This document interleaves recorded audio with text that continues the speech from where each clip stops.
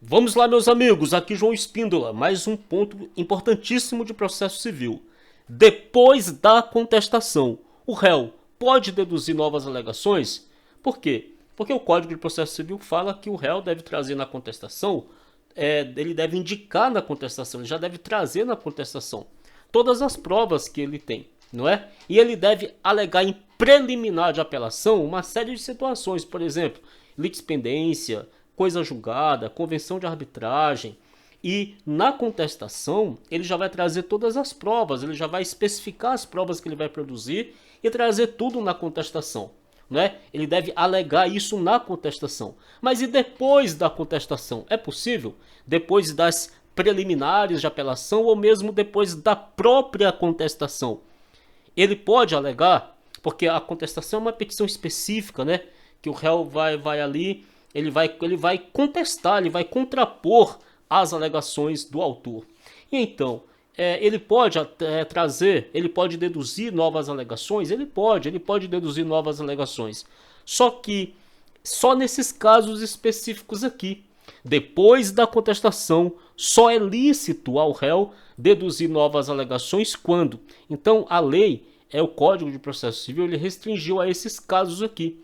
Depois da contestação, só é lícito ao réu deduzir novas alegações quando? Vamos lá.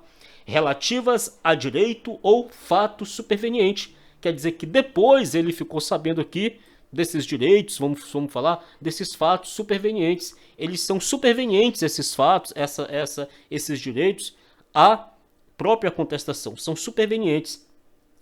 Competir ao juiz conhecer delas de ofício. Lembremos que existem matérias em que o juiz ele deve conhecer de ofício, e matérias de ordem pública, elas podem ser conhecidas de ofício e devem, na verdade, em qualquer tempo ou grau de jurisdição, tá?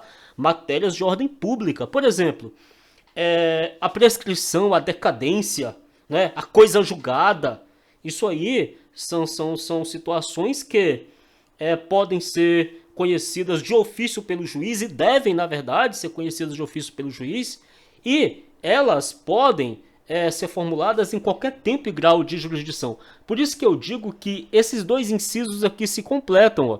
Pode observar, por expressa autorização legal, puderem ser formuladas em qualquer tempo e grau de jurisdição. Ora, se por expressa autorização legal, esses fatos, esses direitos, eles podem ser formulados em qualquer tempo e grau de jurisdição, significa que são matérias de ordem pública. Significa que o juiz ele pode e deve conhecer delas de ofício. Você concorda comigo? Porque veja, esses incisos eles se complementam. Porque veja, depois da contestação só é lícito ao réu deduzir novas alegações quando? Relativas a direito ou fato superveniente. Direito ou fato que ele conheceu depois, superveniente. Competir ao juiz conhecer delas de ofício. Ora, se compete ao juiz conhecer delas de ofício, concorda comigo que são matérias de ordem pública? Porque compete ao juiz conhecer delas de ofício. Por exemplo, não compete ao juiz conhecer de ofício da convenção de arbitragem, não compete ao juiz conhecer de ofício da incompetência relativa, só da absoluta. Então, se são matérias que o juiz deve conhecer de ofício, compete ao juiz conhecer delas de ofício, é porque são matérias de ordem pública. E se são matérias de ordem pública, essas matérias, por expressa autorização legal, elas podem ser formuladas em qualquer tempo e grau de jurisdição.